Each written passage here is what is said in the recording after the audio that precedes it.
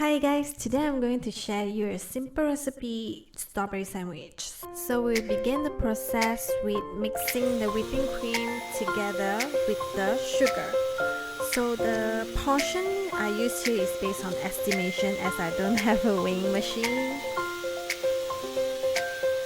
So after the mixture become a bit slightly thickened, you can start to add some cream cheese, like 3 tablespoons, the amount I use. So after the solution becomes slightly thickened, when it is ready to apply on 1 slices of bread, and then after applying you can put the strawberry on top of the bread, and then just cover up with another slices of bread. So when it's done, you can start to wrap it with the shrink wrap, or for better taste you can put in the chiller like 10 to 15 minutes. So the next flavor I'm gonna make is matcha flavor.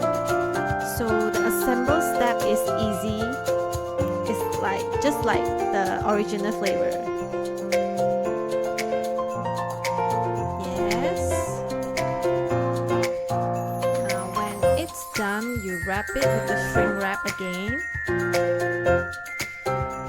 For me, I like to just eat it right away. So the way of cutting is you just cut diagonally, and yeah, this is the inside part, and then this is the matcha part. Yeah, it's nice.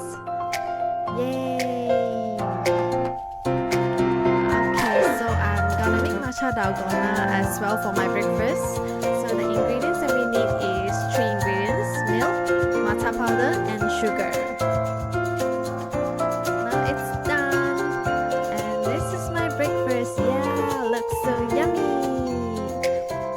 For watching. Hope you like my short video sharing recipe.